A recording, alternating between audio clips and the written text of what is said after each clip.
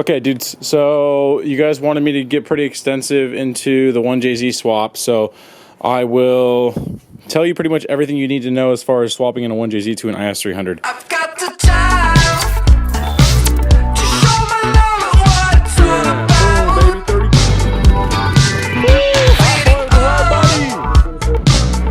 Feeling down below the laser guns. I've got a heart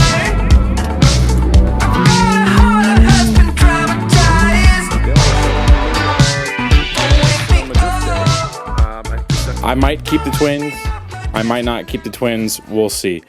I already got rid of the AC compressor, as you know, so the shorter belt that you'll need is like BPK 160, I think it is. If that's not what it is, I'll tag right here, cha-ching, the actual part number for the belt.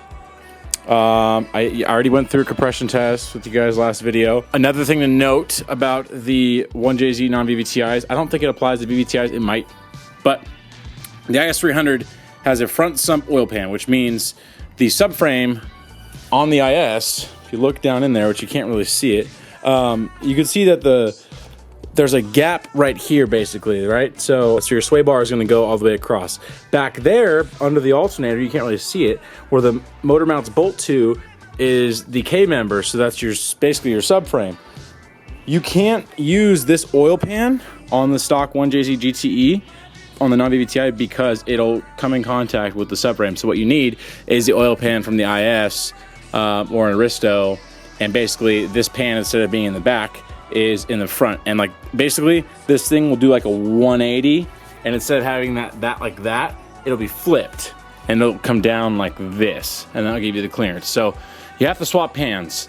As far as anything else goes, this should go right in. These twins are a lot smaller than the 2J non-VVTI twins or VVTI twins, so if I can run them, I can run them, whatever. That alternator looks like it was like pulled out of the Titanic. I don't know that I'll be able to use that. We'll see. Jesus, I gotta not be so out of breath when I'm talking. I basically keep talking, and just run out of breath. I'm just like, fuck. Okay, so oil pan, good to go. I'm gonna swap that out with Scott's. And then I think that's kind of all we have to do with the motor. This harness is kind of gross. I might just have to run with it and see if we can fire it up and go from there. If not, whatever. When I pull off the baffle and the catch and the mid pan, I'll look at the rings and stuff on the pistons and kind of see if it's bad or not. But compression was good. Remember, cylinder 4 was the only one that was weird. So yeah, that's pretty much all I've done so far on the motor. There's not much I can do yet until I find a transmission. The transmission is really expensive, as you guys know. Remember when I sold my RM54, I think I sold it to that guy that I swapped it for like $3,500 to the Merlin Crawler kit. So they were pricey then, but now the stock ones are going for like $1,600, $1,700. So that's kind of shit. So if I can find another option besides the RM54, or if somebody can hook it up, or I find it, you know, I find a deal like I usually find, or some, I don't know, some company sponsors a newer trans. We'll see, like a dog box or some type of shit. We'll see, that'd be cool. If Tremec like jumped on board. I don't know how many people I've pushed towards getting a T56 already. They should kind of give me a Tremec TKO. Oh, here we go. Check this out. I pressure washed the red car, and I got rid of that fire backing shield with the insulation or whatever it was. Now I'm still going to redo the brake lines. The motor's going to come out so I can make it prettier, but pretty much the only thing I taped off with this motor is right down the middle alley. And then I covered the air intake. But beyond that, I didn't spray like directly into the electrical fuse box. I didn't spray into all these like electrical circuits and stuff and like all these sensors. I sprayed around them. But the pressure washer is pretty good for me, an electric pressure washer. But I hit the back wall hard. I hit this all pretty hard. I mean, it shines up really good. You might not be able to tell in here. Hopefully with my color correction it looks pretty good, but it looks honestly like the paint on the outside. That's how it looks on the inside. It doesn't look bad at all. I like it a lot. In the back, I'm so much happier with taking off that insulation because now it gives the engine more depth. It looked like it was gone back there and it was just like all blended into a black piece of shit mesh. Hopefully I can plug a picture, but if not, whatever. But now it just looks really good. I'll fix a few other things or get down the brake lines once the motor's out and stuff, and a few other things, but I'm really happy with actually how it looks. It's really clean to me. Okay, so I don't know, I think I showed you guys in the last vlog, the end of the last vlog, I showed you the copper valve cover. I think we're still gonna do the engine bay. As far as it goes for me, I'm gonna do the engine bay in copper, at least the accessories and stuff. I'm not gonna do it in any other color. I like what it looks like. So as far as the engine bay, that's gonna stay silver. After I pressure wash that, this gray, it actually looks really good. It's not bad at all. I'm really happy with how clean it came out with the wire tuck on the sides. That's gonna get tucked stuff still, but it looks really good. I'm a fan. Everything cleaned up. Yes, already showed you guys that. Actually, what I didn't show you is what I did today. Ripped out the entire dash. And so that's right there. It's an 01, so it's actually the nice dash, but I'm not gonna put it in my other car because I don't give a fuck. So I did that, ripped out the entire dash, and I got rid of all the insulation back there. So, and the heater core, the AC thing, all that other bullshit, ripped that all out too. So, yeah, it's clean. Now it's really gutted. Fully fucking gutted. I can understand why shops charge a lot for heater core replacements now because it's stupid. Stupid hard. Takes a lot of time. But that'll go back up there. This will look really clean in here. And eventually when I do a cage, we'll have that just rusty bar refinish. But that's what it's gonna look like so far. So, these headlights are pretty foggy. I don't know if I told you guys about this. I looked up a YouTube video real quick because I just wanted a quick fix. I didn't want to polish them or whatever. Nail polish remover, acetone right on those, and it'll take the fogginess off, and then I waxed them a little bit right after. Now, is that going to hold up forever? Probably not. They'll probably get foggy real soon because I think I took off like some of the coating, but it doesn't matter. I just wanted it looking real good, at least for like first pictures with a drift car when it's done, and so it looks a little bit cleaner, you know? I love the copper idea. I thought the copper was going to be dope and paint the whole car copper, and then we saw this green Cresta on Instagram. It looks so fucking sick. We're going to go straight up bitchin' highlighter. It's called Gloss Jungle Green.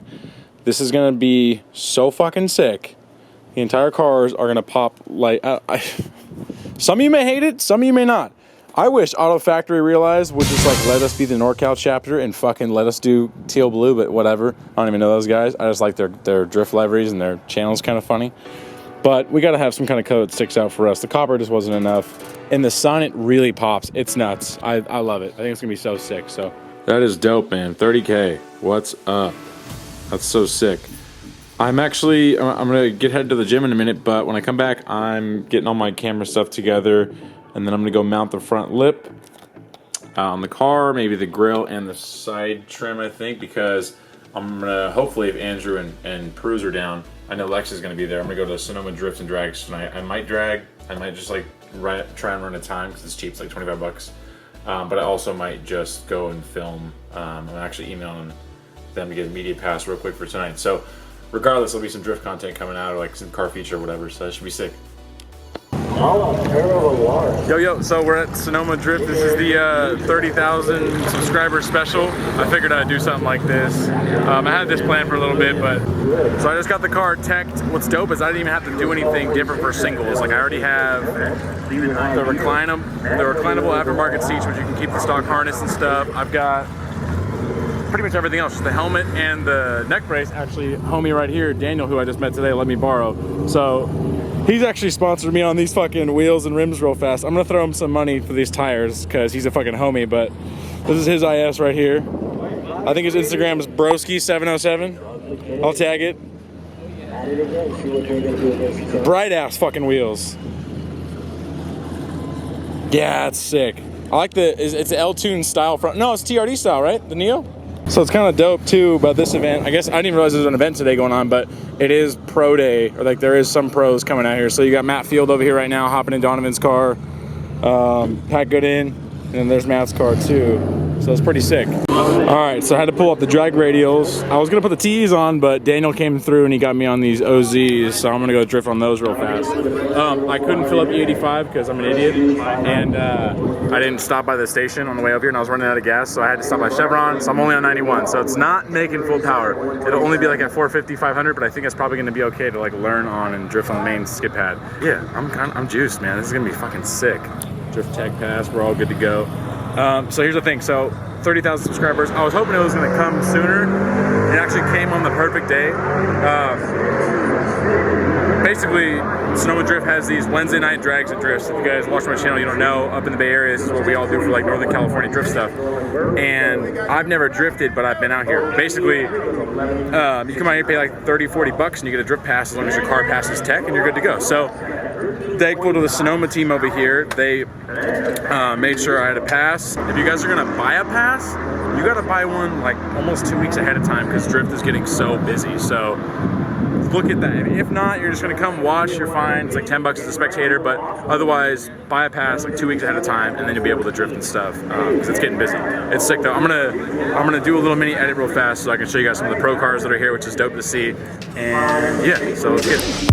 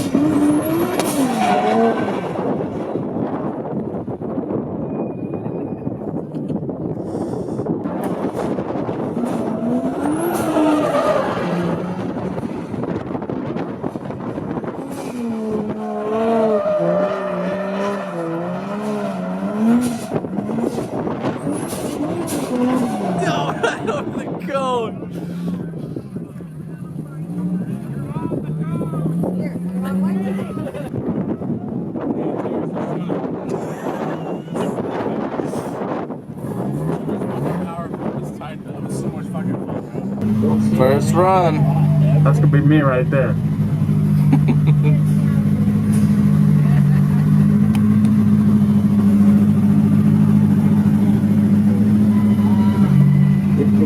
Is in the street now, about 1280, going to get big. I could just question everything. Yeah.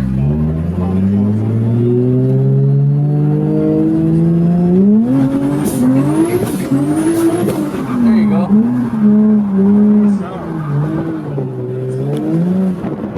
Wow. So much power.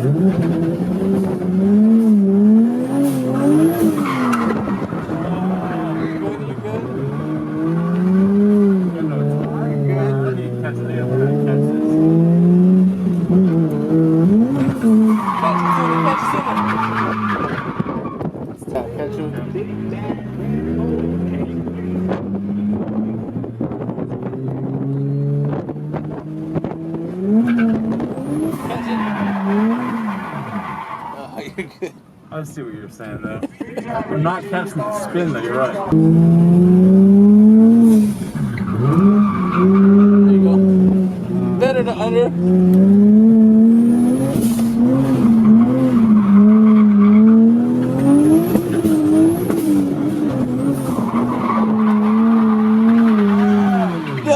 Keep going. Right there. It's all good. Clutch in, e-brake. That was second gear barely on the throttle, bro. Second gear barely. There you go. Just pedal it. There you go, there you go, there you go. Ah, It's all good. damn. It's all good. Wow. It's all good.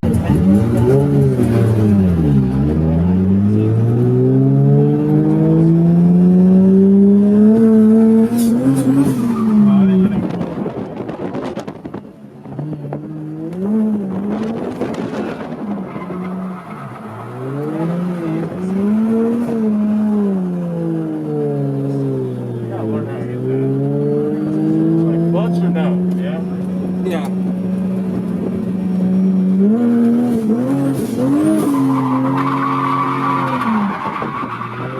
Oh, you know, I'm sitting on throttle too much is what it is.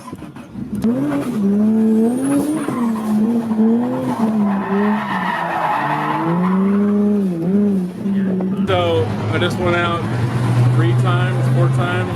I'm fucking garbage. I'm trash. It is fun to learn though. So, Daniel came out with me and he was riding past her, kind of gave me some pointers, but the car, bro, trying to learn on this thing, it's too much fucking power. It's so much power. And I'm on 91, I couldn't even get 85, so it's only like 450, 500 maybe, and that's still too much for me to learn on. I have no idea what I'm doing.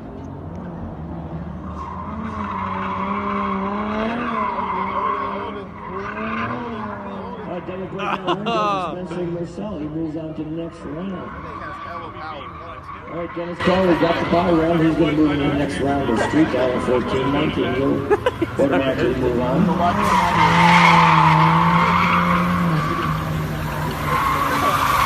All right, after a solid day of drifting, we're just gonna chow down on this disgusting Burger King, and that's that. And my dog's right here. What's up, little cute boy? Hi, buddy. How you doing? You want a fry? Here. Up. Look at that. One badass. Sip. Cute. So, what are you doing over here, Thanos? Are you the Thanos? Are you the Thanos of Burger King sauces? Yeah. I only got to take Peruse in a couple laps, but I drove with Daniel in 3 or 4 different laps, I think. Who let me use his drift wheels real quick. Who gave me his neck brace and his helmet to use. Cool ass fucking dude, and I met him today. He was a homie. Matter of fact, I'm gonna go follow him on Instagram right now. But he was fucking dope, man. He was a homie. He hooked me up and just teach me some shit too. And I just think that the car's maybe too much power right now for me learning for the first day out. I almost didn't connect, but I almost kept one full drift through, and then I lost it like an idiot. And then nothing. I didn't crash at all, so that's a plus for going out there randomly. But I think my diff is fucked because when I was just driving home on a turn, I could hear a like I don't know. And usually when you have an LSD, one side's spinning more than the other, so I think something's fucked up in there. So great. I think next event is the 31st. We'll probably go to that. I'm not here. Peruse, or maybe he's not here. Well, I'm going to go around with him soon. We're going to go drift his red car. At least he's going to, because he just did it right down the street with the welded different shit. He can swing it. It's pretty good.